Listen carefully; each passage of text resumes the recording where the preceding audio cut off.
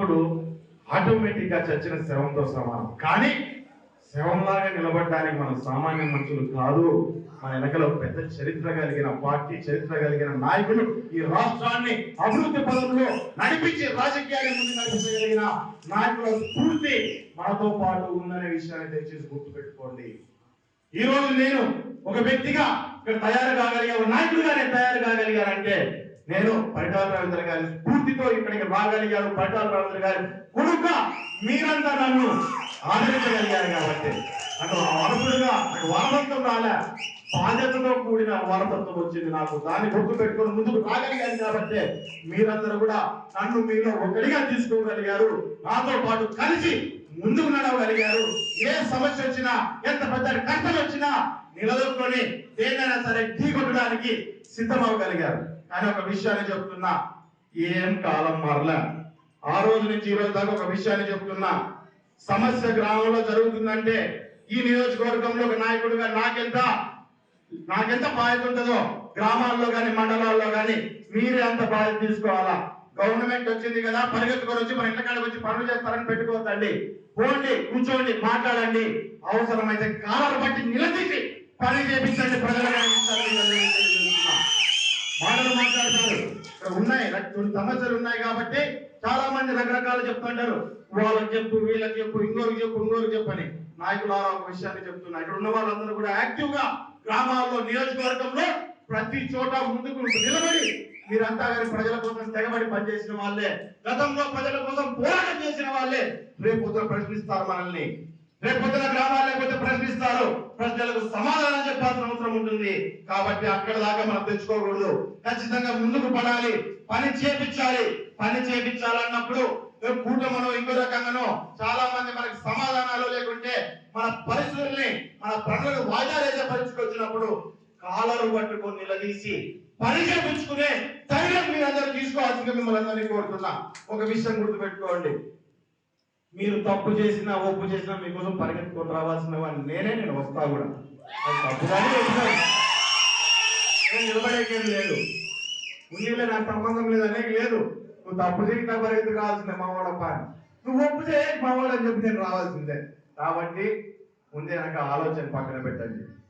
ఈరోజు ప్రజల దగ్గరికి మనం పోయి రేపు పొద్దున మన మాట చెల్లుబాటు కావాలంటే ఒక నాయకులుగా ఖచ్చితంగా వాళ్ళకి పనులు చేపించే పరిస్థితి, కనీసం వాళ్ళ పక్షాన్ని నిలబడే పరిస్థితి మనకు ఉండాలా.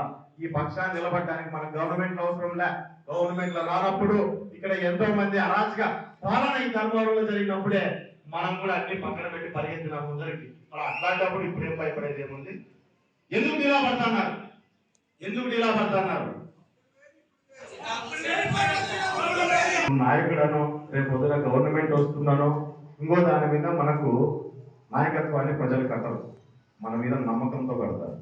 మన మీద నమ్మకం అంటే ఏదో లోనిపిస్తాము ఇంకోటి చేస్తామని కదా, సమస్యలో వాళ్ళ పక్కన నిలబడతారు.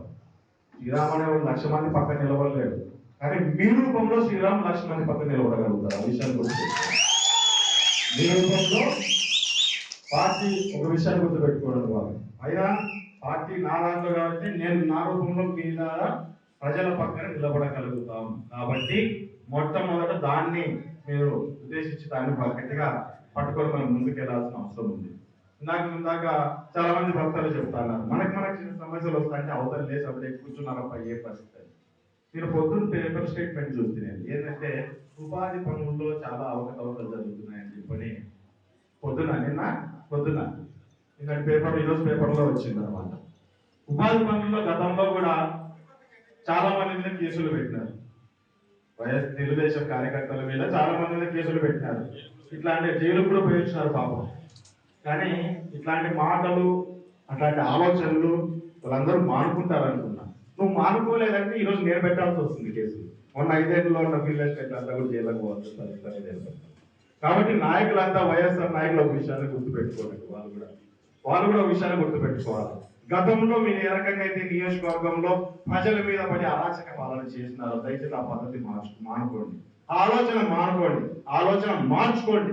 మార్చుకుంటేనే రేపు ఈ 5 ఏళ్లలో కూడా మేము కూడా ఎటువంటి వైఎస్ఆర్ కార్యకర్తల మీద ఎవరిని ఇబ్బంది పెట్టకపోకుండా ఒక ప్రశాంతమైన వాతావరణాన్ని ఈ నియోజకవర్గంలో సృష్టించాలనే ప్రయత్నం చేస్తున్నాం. కానీ అదే ఆలోచనలు అదే రకమైన పద్ధతుల్లో మీరు ముందుకు వస్తే మీరు అబద్ధంగా కేసులు పెట్టించినారో ఈ పొద్దు మేము కేసులు పెట్టించి మీ వాళ్ళని లోపలికి వేస్తే మీరు కూడా కదిరిగో, ధర్మవరమో, పెరగొండో, అనంతపురమో జైల్లో తిరగాల్సిన పరిస్థితి దయచేసి వస్తుంది. కాబట్టి మీరు కూడా అటువంటి ఆలోచనలు ఫస్ట్ పక్కన పెట్టి సమస్య ఉంటే ఫలానా సమస్య ఉందంటే తీర్చడానికి సిద్ధంగా ఉన్నారు తెలుగుదేశం కార్యకర్తలు ఈ నియోజకవర్గంలో.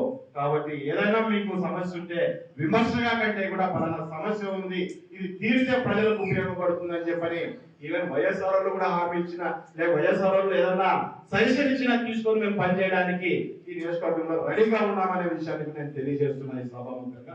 కాబట్టి అందరూ మీరు ఒక విషయాన్ని గుర్తుపెట్టుకోవాలా, మనము ఇక్కడితో ఎందుకంటే ఒక సంవత్సరం అనేది సంవత్సరం కాలం అయిపోతుంది. చాలా మంది ఏం పరిస్థితులు మేము కూడా ఒక సంవత్సరం దాటని అని చెప్పి చెప్తున్నాం. గతంలో మనం ఏ రకంగా అయితే ఇంటింటి దగ్గరికి వెళ్ళి మనం మాట్లాడుకున్నామో అదే రకంగా సమస్యలు కూడా ప్రతి ఇంటి దగ్గరికి వెళ్ళాలి.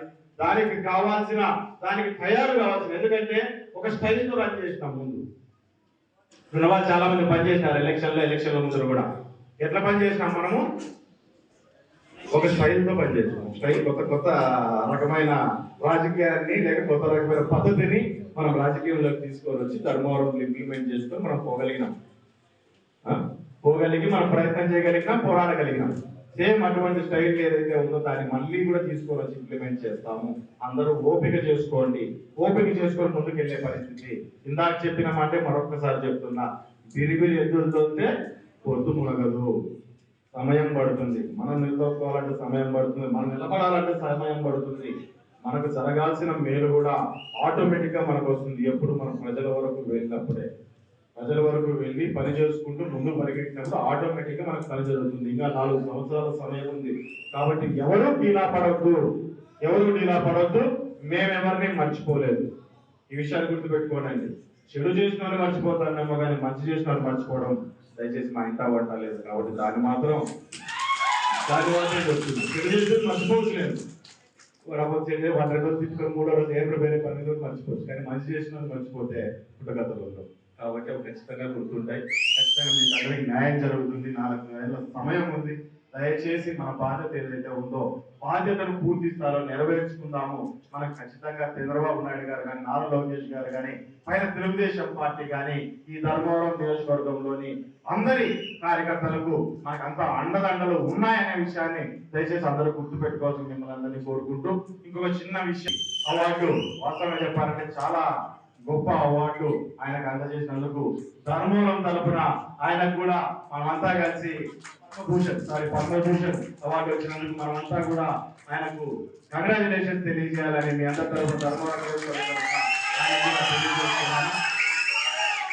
దాంతో పాటు రేపు మహానాడు ఉంది కాబట్టి రేపంతా కూడా తరలి మహానాడికి పుట్టపర్తిలో మహానాడికి అందరూ రావాల్సిందిగా కూడా మిమ్మల్ని అందరినీ కోరుతున్నాను. ఇండియా పాకిస్తాన్ తాజా అప్డేట్స్ కోసం డౌన్లోడ్ చేసుకోండి RTV లైవ్ యాప్.